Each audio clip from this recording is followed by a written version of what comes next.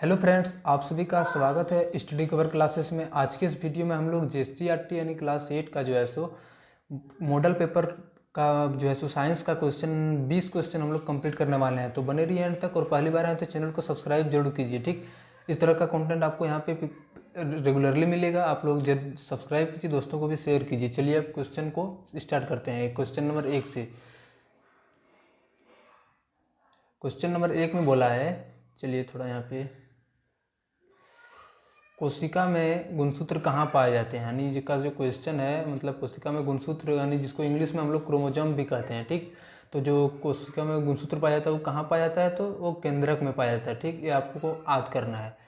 अब चलिए next question पर आते हैं। निम्नलिखित में से किसको पीटकर पतली चादर में परिवर्तित किया जा सकता है। यानी किसको हम लोग परिवर्तित कर सकते हैं, यानी जो धातु होता है उसको हम लोग आसानी से परिवर्तित कर सकते हैं। ठीक, तो इन तीनों में आपको, चारों में से एक जो है सो धातु है। ठीक, उसको आप लोगों को चूज़ करना है। तो कौन सा है इसमें जो है सो धातु है, तो देखिए आपका जो ऑप्शन 1 है यही आपका जस्तानी धातु है। गंधक आपका जो सल्फर है ये आपका धातु में गिनती आता है, ऑक्सीजन का भी और धातु में गिनती आता है। आप ऑप्शन से भी छांट सकते हैं। ठीक, अब चलिए क्वेश्चन नंबर 63 पर आते हैं। क्वेश्चन नंबर 63 में बोला है, ईस्ट का उपयोग निम्नलिखित में किसका उत्पादन के लिए होता है। यानी ईस्ट का जो उपयोग करता है सामान्यतः जो है इसका उपयोग अल्कोहल में बनाने में किया जाता है। ठीक, अब चलिए क्वेश्चन नंबर आगे आते हैं। क्वेश्चन नंबर 64 यानी 64 पर। ठीक, क्वेश्चन 64 में बोल रहा है, सूक्ष्म जीव कहाँ पाए जाते हैं। जल में, वायु में, मिट्टी में, इनमें से सभी, यानी हर क्षेत्र हर जगह में पाए जाते हैं। ठीक, जल में भी पाया जाता है, मिट्टी में भी, वायु में भी पाया जाता है। क्वेश्चन नंबर 65 में है, इलेक्ट्रॉन के प्रवाह को क्या कहा जाता है। यानी इलेक्ट्रॉन जो प्रवाह करता है, माने तेजी से फ्लो करता है, तो उसको क्या बोला जाता है, तो विद्युत धारा बोला जाता है। ठीक, यानी जो हमारा करंट पास होता है किसके कारण होता है, इलेक्ट्रॉन के चलने की वजह से। अब क्वेश्चन नंबर 66 में आते हैं।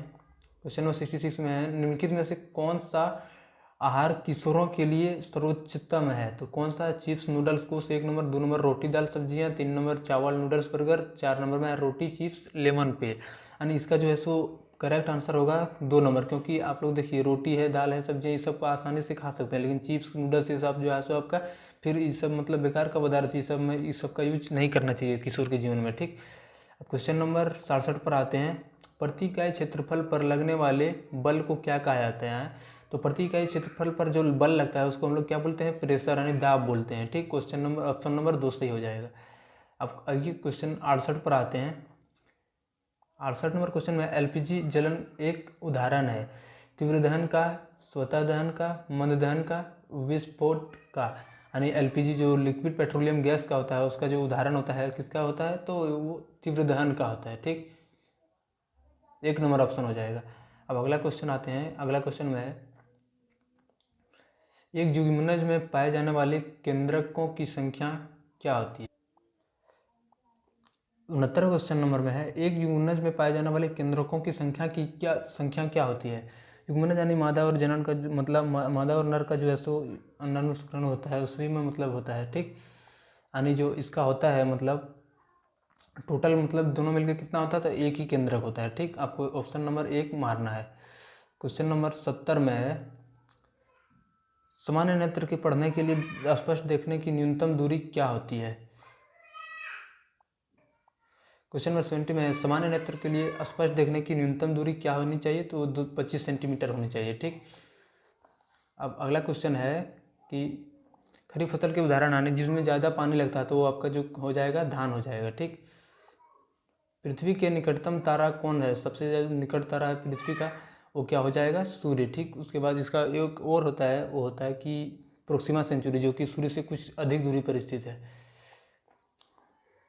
अब क्वेश्चन नंबर 73 में बोल रहा है, निम्नलिखित में कौन ग्रह नहीं है। यानी इसमें से कौन सा ग्रह नहीं है, तो आपका जो है सो ऑप्शन क्या, सीरियस आपका ग्रह नहीं है। बुध, मंगल, शनि तो आप पहले से ही जानते हैं ग्रह है। अब अगला क्वेश्चन है, घर्षण को बढ़ाया जा सकता है। घर्षण को कैसे बढ़ाया जा सकता है, जब रुखड़ा सतह होगा तब। चिकना सतह में तो और हम लोग छरकेंगे, कहाँ पे नहीं छरकेंगे, तो रुखड़ा सतह जहाँ पे गड्ढा उड्ढा रहेगा उस जगह पर हम लोग जो है सो बहुत कम अति कर पाएंगे।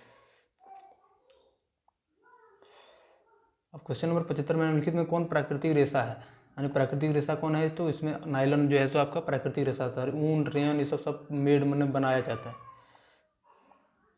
अब अगला क्वेश्चन है, अपरिध्वनि को क्या कहा जाता है? अपरिध्वनि को शोर कहा जाता है, ठीक। यानी बहुत ज़्यादा हल्ला होता है तो उसको क्या बोला जाता है? शोर ही बोला जाता है। अब